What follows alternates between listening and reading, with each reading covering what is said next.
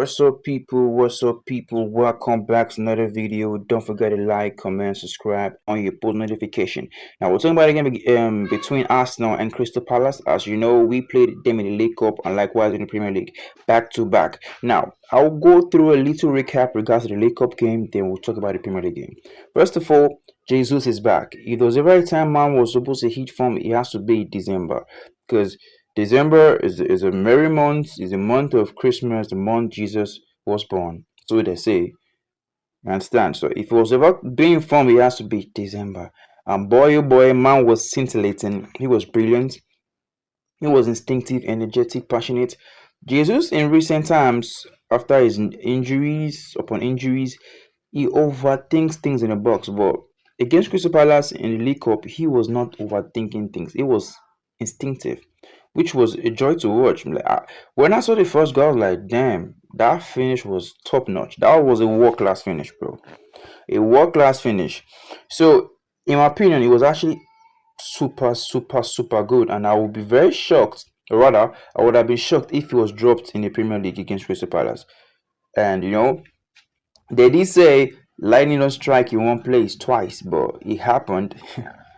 Jesus happened, but I'll go towards that in a minute. Yeah, in regards to the game, yeah, it was actually a fairly good game. It was interesting, 3-2, quite close, but I think we created enough chances. Sterling was actually good in that game. It was actually good. I was impressed by Sterling. Yeah, it was actually good. Almost scored a nice free kick. Forced a good save from Henderson when I think Trossard made a pass to him, I guess. Yeah, which I thought he ought to have converted, but it was a nice save from Edison, but he literally took the rebound to the crossbar.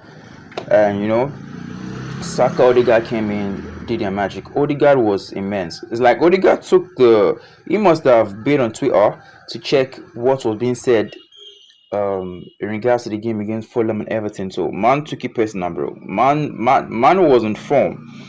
He was slicing passes like it was no man's business. There they'd say like Odegaard doesn't have the final pass and whatever. Some YouTubers do make such a claim, but I've watched Odegaard to the level of knowing that he has it in his locker.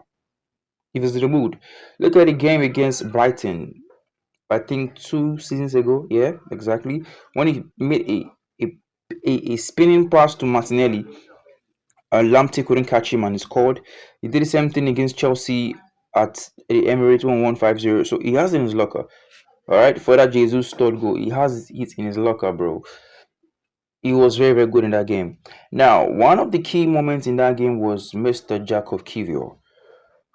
Yeah, Mateta is a powerhouse. I'm not going to stand here and tell you that Mateta is not a hard striker to play against for any defender, actually.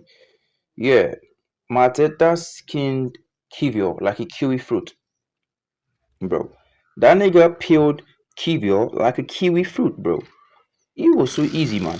Man could easily just head the ball away, but man fluffed. I don't know how on earth, like, he literally let the ball miss his head. And he's not the fastest player, alright? And Mateta is strong on the ball. And I like Kiwior, but the few games I've seen of him is prone to errors, which lead to goals. Like, in retrospect, is poor marking against Liverpool, because if he had not made that run to try to catch up with Salah, he would have easily tracked the run of Nunes, because Skelly was actually trying to track Salah's run. And another example, the game against Fulham, let Jimenez turn him inside out. Poor defensive awareness to be able to read the game well enough, anticipate and make the right run or movement in some areas. Same thing happened in the Champions League with Leroy Sané. Remember, Sané's rolled him over like a few times. Fair play, Sané is a world-class winger, or I would say he was a world-class winger. I won't count Sané as a world-class winger now, in my opinion, anyway. Yeah, there are just few examples, man. Like, it's too inconsistent. Yeah, there was a time last season he was in a purple patch. He was in form. I was like, that guy starting left back. He's a good player, but it's kind of inconsistent. But one thing about him I observe is when he makes one error, he tends to play well after that. Funny enough, once he makes an error, he tends to play well after that. But it's just kind of inconsistent though. But I think we're gonna sell him. I'm not too sure, but I feel like we're gonna sell him. The fact is, to find a quality center back now in Europe who's not gonna be first choice is not actually easy. It's not. So yeah, that was one of the things that was a turning point in the game that every fan will like say, "Oh yeah, this guy was easily like killed by Mateta and stuff like that." Yeah, but he's what it is, man. He is what it is. And in Ketia, man, that nigga scored at the Emirates, man. I've never seen that guy score such a goal for us, bro. I've seen him score some headers, but not like that, bro. Not like that, yeah. Some fans were saying it was Kiwior. I won't blame Kiwior for the header because Kiwior was marking another Crystal Palace player. Saliba also have been able to catch Nketiah's run, and it didn't, and that's what that. Now let's go back to the game in the Premier League. Now, like I said earlier on, they say lightning don't strike twice on one spot or in one place. Jesus happened and he scored 2 billion goals. I wasn't really pissed that Harvard was in midfield. Harvard, I wasn't, because I was like, Crystal Palace has one of the most hardworking, physical players in the league. So I felt like Havertz was there for a physical presence, his area ability and stuff like that. And if you watch the game, there was a tweak. Havertz was like a free roll type of player. It was like a runner, just entering pocket of space and stuff like that. And I liked his tenacity anyway. That's Havertz in a nutshell. He works his socks off for the team, bro. He's always available, rarely ever injured. He tries his best, but I feel like even if Havertz wins a golden boot, people will still call him trash. That's the funny thing. Even if Havertz scores so much goals and he becomes a golden boot winner, they'll still say he's trash. It's just people's opinion, bro. Most people don't even watch Havertz. They just pick opinions off Twitter or off what people say online and stuff like that. You get, so it's just crazy, It's really really crazy, man. It's crazy. He was brilliant yesterday. He's the only player I can say he's so similar to Muller. He's very very similar to Muller and Berbatov. Not in technique, but the way he knows how to find space. You know, yeah. Cause that goal is scored. Yeah, it's easy. It's a tapping, but not every player knows where to be and where not to be at the right time. You understand? So, yeah, Jesus was beautiful first time goal. For the first goal, didn't think it much. The second goal, brilliant. Saka got injured, which was a disappointment. But we didn't. I swear to God, from when he was injured to the end, I didn't realize that Saka was not even on the pitch because we were that good.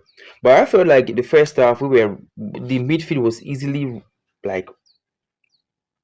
opened. We were getting run through the midfield and stuff like that because we were very attacking in that game. I'm not gonna lie. Saliba was poor in some aspect of the game yesterday, but he actually handled Mateta very well. Sure, but there was a time he gave the ball away. It was a weird performance from Saliba. I won't say the defense was great, mostly in the first half. There were some lapses, giving cheap fouls here and there. But the moment Rice came in the second half, there was better control in the midfield. We were better in controlling transition and stuff like that. Yeah, Raya had a mad save from Mateta and for Sa, but I felt Sa didn't do well enough to stress Raya on the rebound. But I think Raya had a good game. Martinelli was quite good on the right wing. I'm not gonna lie, it was quite good. He gave Mitchell nightmares when he went to the right. It was actually a very nice performance. Trossard was good when he came on. I'm not gonna lie. It was a all-round good performance. Yeah, Skelly, like I said, back-to-back games, man was immense. Man doesn't play like he's 18 or 17 thereabout, bro. The way he shields players, man. I can't remember if it was Sa. He was trying to outmuscle Miles Skelly. The way he was able to hold his own, man. Man was able to shield that guy and not lose the ball.